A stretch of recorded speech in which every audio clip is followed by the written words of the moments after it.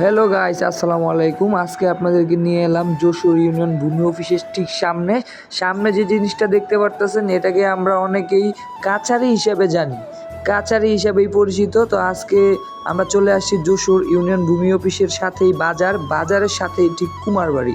তো আপনারা দেখেন, এই যে ভিডিওতে দেখতে পারতেছেন প্রচুর পরিমাণের হাঁড়ি পাতিল।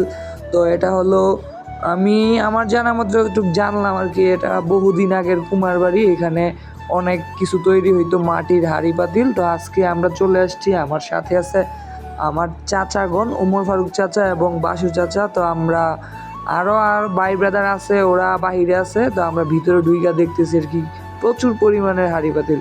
তো দেখেন, এগুলা খুবই সুন্দর।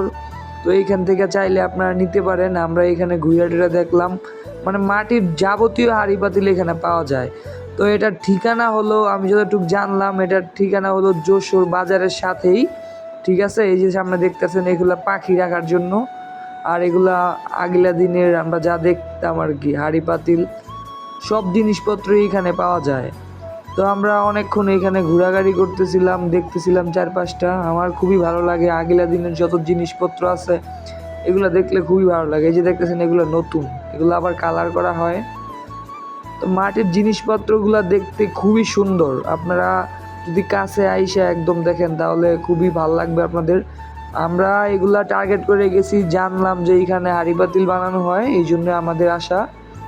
তো দেখেন ভিতরে প্রচুর পরিমাণের মালামাল, এগুলা পূজার জন্য নাকি ওরা কাজটা একটু স্টপ করে রাখছে আর কি, সামনে ওদের পূজা, তো এই জন্য কাজ বন্ধ আছে আর কি। তাও আমরা আইসা ঘুইরা দেখে গেলাম, এখানে প্রচুর পরিমাণের জিনিসপত্র আছে, হাঁড়ি পাতিল।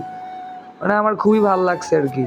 তো এগুলা ওই যে কয়েল, এগুলা মাটির বানানো কয়েল রাখার জন্য, কলস টলস যাবতীয় মালামাল আছে আর কি। তো ভালো লাগলো এগুলা। এই যে গরুর খাবারের জন্য গামলা টামলা সহকারে সব কিছুই আছে। আমরা এগুলা পরিদর্শন করতেছিলাম।